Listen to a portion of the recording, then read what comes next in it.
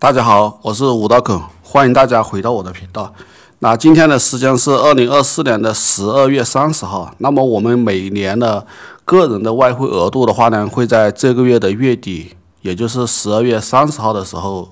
会清零。如果说你的额度还没有用完的话呢，那么你就浪费了，就像我们那个驾驶证的那个积分一样的，每年是12分。如果你如果没有把它用掉，或者是没有把它变现的话呢，那这12分你就浪费了。那这5万美金的外汇额度，我们要怎么样才能去给它发挥最大的一个价值呢？那今天这个视频的话呢，我就想来给大家聊一下我的这个想法啊。如果你觉得我说的有什么不对的，你可以在这个影片的评论区那里跟我进行一个留言的一个互动。关于这个每人的这个个人的外汇额度呢，我们国家是这样子的，每一年的话，每个人是可以有5万美金的一个外汇额度的，就是比方说我们要把这个钱出去旅游消费每年是可以转5万美金出去的。那转账会用到哪些工具呢？像我们平时的话，工农中建这些 APP 都是可以的。那我们在转账的时候是这样子我现在这里有一篇文章，我们把它打开看一下如果说我们选择的是银行转账那么转账用途这里我们就写英诗旅游英诗旅游我这里已经转了好几年了，基本上每一年的话，对于我来讲的话，根本就不可能是拖到12月份才用完我基本上就是前面一开头基本上就比方说2025年，假设2025年一开始我基本上就3个月就把这个外汇额度就给它用掉了。就5万美金对于我来讲是100%是不够用的100%是不够用。但我们转账的时候呢，它是这样子的，转账的时候，那你到底是要换英镑，还是说换美金，还是说换欧元呢？这个根据你自己的一个情况去，比方说你要是转到香港去炒港股的话，那你一般情况下你就是换港币，但也有可能是换美金。你根据你自己的需求来。那比方说你小孩在德国念书，那你肯定就是换欧元嘛。那你如果有小孩在澳大利亚念书的话呢，那你肯定就是换澳币然后你在换汇的时候的话，这里有一个注意事项因为我们是把人民币换成外币，然后转账到海外，我们拿的不是现钞，所以我们换的时候呢，换的是汇不是钞。钞是什么？钞是钞票，就是现金。那我们要汇款出去，那就是汇是汇，现汇。这里大家注意，如果你是第一次操作的话，我今天这个视频你一定要认真看完然后这个转账用途这里的话呢，就写这个英诗旅游就可以了。你如果是选投资炒股，这个是转不出去的，绝对转不出去，会被拦截的。你只能是写英诗旅游英诗旅游。好，这里的话呢，其实所有的银行的转账都是一样的。首先第一步，那我们要把人民币换成外币，那这一个过程的话呢，叫做购汇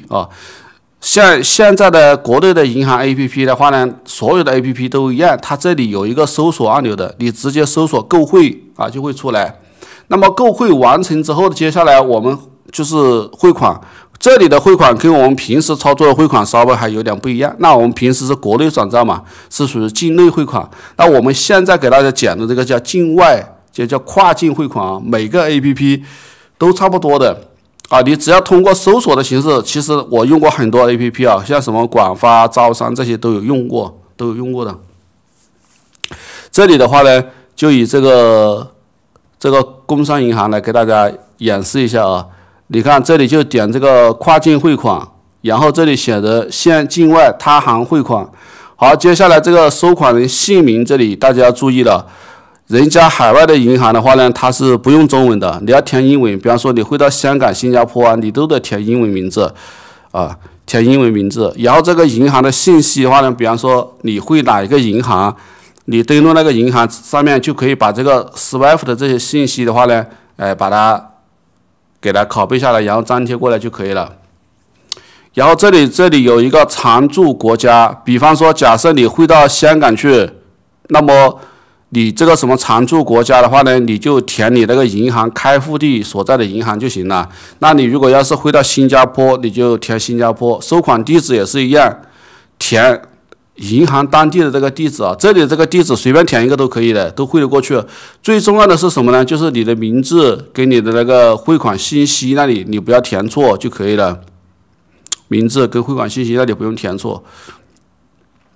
如果说你现在还没有这些海外银行账户的话呢，我们可以把钱汇到Wise跟iFast。Wise 的话呢是可以直接就是线上开户的 ，iFast 也是一样的，可以直接线上开户。然后我们可以把钱先汇到这里啊，然后后面你再怎么样去把这个钱给它花费出更大的价值来啊，那这个东西的话呢，就有一个很大的一个操作空间了。这篇文章的话呢，稍后我会把它放到我们影片的描述栏里面，等一下我也会发到我们的电报群里面去啊。大家如果说有哪一个细节的东西需要用到的，你们到时候就看一下这篇文章。然后接下来的话呢，我们来聊一下我个人的一个对这方面的一个想法吧你如果有开过香港的中银的话呢，你用大陆中银给香港中银转账，它是没有那个手续费的。包括你用大陆的汇丰给香港的汇丰转账，它也没有。汇丰是全球转账表到，没有手续费啊。然后中银香港跟大陆中银互转是无损的。如果说你需要免费开通这个汇丰或者是渣打银行的话呢，你到时候可以联系我们这边啊，我们可以帮你安排这个免费开户，不需要过港的，不需要过港。然后这个还有的转账工具就是像这个熊猫数汇。那熊猫数汇的话，我们这边目前已经有专门的这个电报群了，大家可以进一下我们的电报群跟微信群。那这个群进去之后有2个好处，一个就是里面会不定时的去发那个优惠券啊，你用那个优惠券去汇款的话呢，可以节省一些手续费。另外一个方面的话，你在汇款的过程中，如果遇到有什么问题或者是需要加速审核的话呢，你可以在这个熊猫的群里面发消息啊。正常工作时间，礼拜一到礼拜五上午10点钟到下午5点钟，会有专门的人在里面帮大家去解决这个问题。包括你在汇款的过程中遇到有什么不懂的问题啊，需要催审啊什么之类的，都可以到这个电报群里面啊。微信群的话呢，目前我们是已经有建了6个熊猫的数汇的电报群微信群了。等一下我会把今晚我会把这个微信群的这个码发到我们这个电报群里面，然后这个电报群的链接的话呢，我会放到我们的影片的描述栏里面啊，然后大家可以直接点进去。如果说你还一个海外银行账户都没有的话，你可以把 Wise、iFast、N26 这些把它开通，然后可以通过熊猫数汇把钱汇到这里来。券商这里的话呢，如果你要用熊猫数汇的话呢，你就要开通一个嘉信理财啊。用熊猫数汇是可以直接汇到嘉信理财的啊。如果你要汇其他的券商的话呢，你就先汇到Wise，再用Wise汇到券商里面去啊。当我们转账啊、汇款的用途那里啊，还是写英式旅游啊。接下来就是一个海妖了，这个海妖的话是每一年是可以无损的进行一个全球资产600万美金无损出金的啊。这个的话呢，配有专门的视频教程的，到时候你可以到我的频道里面去看一下，而且有5、6个跟海妖相关的一个视频的教程。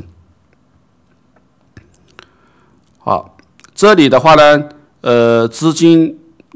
一般来讲的话呢，券商上面所提供的这个理财的产品啊，肯定会比银行的理财产品的收益要高一点。而且银行的话，比方说像新加坡 OCBC 这种，它有可能会出现关户，可能你现在感觉到把钱放在银行里面会比较顺其自然，但是慢慢的时间久了之后，你会发现其实最适合放钱的地方不是银行，是券商。你像我现在的话呢，我大部分的资产的话呢是放的比特币，我大概是有60%的资产是存的比特币，然后20%、30%的是放到券商里面，因为我玩币要比玩这个股票要有心得体会一些。但是股票的话呢，我最近的话呢也在学习，因为我推这个券商也推了1、2年了，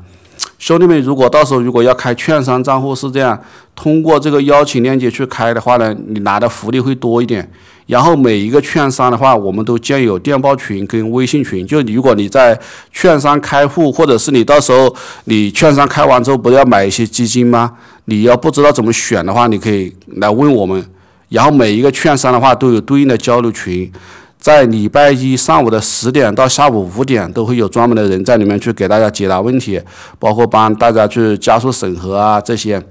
如果你们在开户的过程中，到时候遇到如果有存量证明有什么不懂的问题，你到时候可以在电报群或者是我们的微信群里面来找我啊，我可以给你们